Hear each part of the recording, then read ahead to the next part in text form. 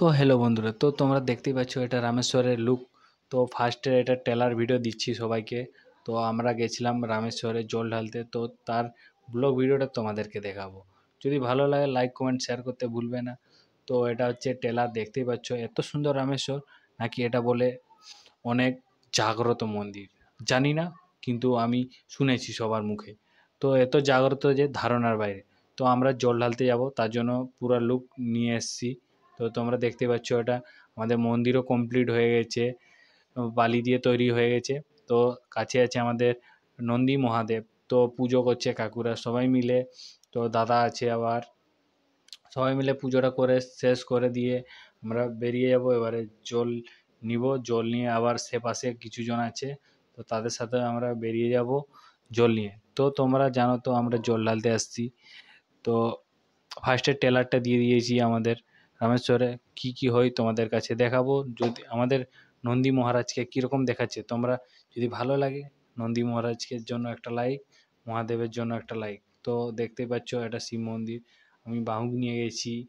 তো তোমরা তো জানোই জল ঢালতে গেলে কী কী লাগে, তো তোমাদেরকে আর বেশি বলবো না। তো আমাদের পুজো করা এখন চলছে স্টার্ট। তো পুজো করতে যা লাগে তোমরা তো বুঝতে পারছো, নদীর মাঝে আমরা আছি একদম। তো চারপাশে চোরাবালি, তার সাইডে আমরা আছি। তো পুজো করা শেষের মাথায় শেষ হয়ে গেছে, দেখতে পাচ্ছ পুজো করা হয়ে গেছে। এবারে মাথায় তিলকও নেওয়া হয়ে গেছে সবার। তো দেখতেই পাচ্ছ লুকটা কীরকম লাগছে, যদি ভালো লাগে তো তাহলে কমেন্ট করে জানাবে। তো কাকু সেলফি নিচ্ছে, ওই কাকুটাও সেলফি নিচ্ছে, আমি একটু দেখিয়ে দিলাম তোমাদেরকে। তারপরে বেরিয়ে গেছি এবারে আমরা রাস্তার দিকে, বাবার নাম বলে বলে। তো তোমরা জানো বাবার নাম কি আর ধরলাম না। তো তোমরা তো জানোই বাবার নাম কীরকম চলে। তো দেখতেই পাচ্ছ, তো আগে ভেজালটা এত ধারণার বাইরে। তো এটা মন্দিরের নিচে পুকুর ধারে, এত ভেজাল যে কি বলবো। তো চলো পূজা করা হোক, তারপর এটা পূজা করা শেষের পরে তোমাদেরকে ভিডিওটা দেখাচ্ছি। অনেক ভেজাল ছিল তার জন্য পারিনি ভিডিওটা তোমাদেরকে দেখাতে আরগুলা।